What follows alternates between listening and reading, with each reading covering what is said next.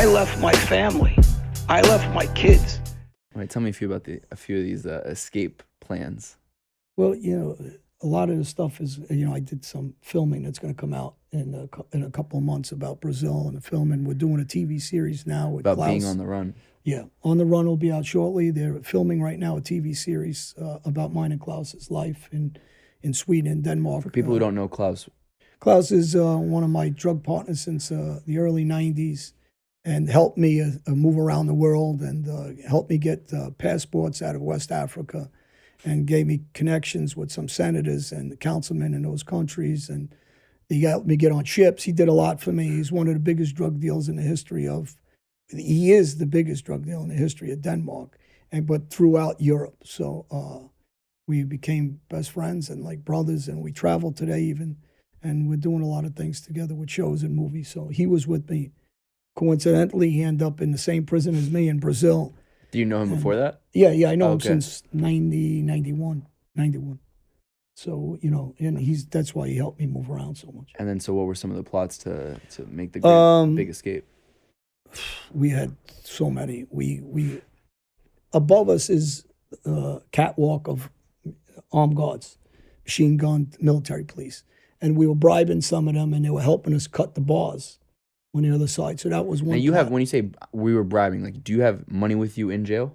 Well, we had moves to get money to the guards from here, from the jails to the street. I sent 800,000 to Brazil, Jesus. And one of the guys, Marco De Pinto, got friendly with Gotti. Gotti told him to give me up, which he did. He sent all my paperwork to the prosecutors. He did a video for Gotti, actually.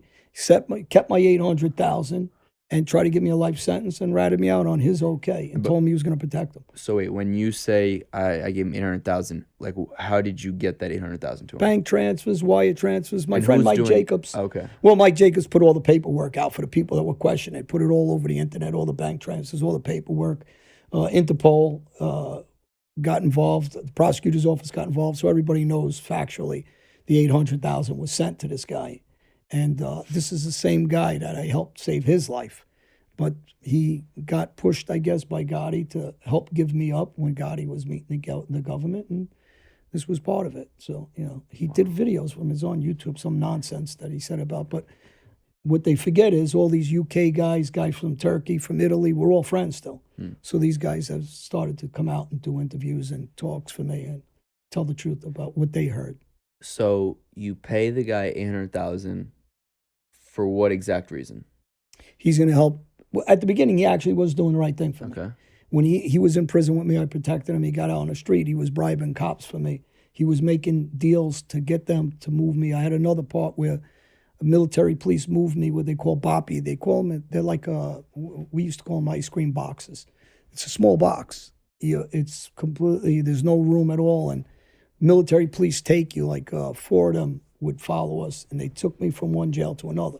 When they took me, I had another guy, Marco, that was in on it, and I was supposed to get him 500,000. They were supposed to fake a shootout with me, release me in the street, and I was supposed to take off. And this is one of the times where Marco ends up screwing me. He doesn't meet him to meet them. Now, the one military police, you got to be careful. You can't trust him. But one I'm very close with. So I knew he wouldn't kill me because I said, well, maybe if they get the money, they'll actually release me and kill me and say I was trying to escape. And then, obviously I'm fucked. Another time I was up in the mountains in another jail. In where? In Brazil, in Capo Grande. I paid to get there. I paid 40,000 to get myself to that prison. And I was on the third floor. Again, I went through some of I got some attorneys that were involved. I got Marco that was involved. I paid some military guys that were involved. It's not an easy system, and you got to navigate it. And but I ended up on the third floor of a prison, and I put a hole in the wall. And we said that it was done through one of the wardens, which actually was a good guy. And he thought I was actually doing it to put an air conditioner in there. He had no idea I was really going to use it to escape. Wow. And how big is the hole? It was like you could fit in it. Yeah, I could just get through it. It was that tight. But they knew what was going on there. Well, the military police there was only 2 in this jail that was above my section. I had one on a bribe. The other guy I couldn't get to, and he told me, listen, you're just going to have to take your chances. I said the problem was I couldn't time when he was going to be near that section because he did round. So I used to stay up there on a rope and try to watch them and to see what the count was so I can go out. But when that was happening, the United States came back and got me on a private jet, the Gulfstream, and they took me out of the system. Or I had one more day and maybe a day and a half, and I could have did it. If I would have did it before that, I'm up in the mountains. You're with lions. You're with, you get eaten up. I don't know, where you're going to go. You're in the middle of nowhere in the jungle. So,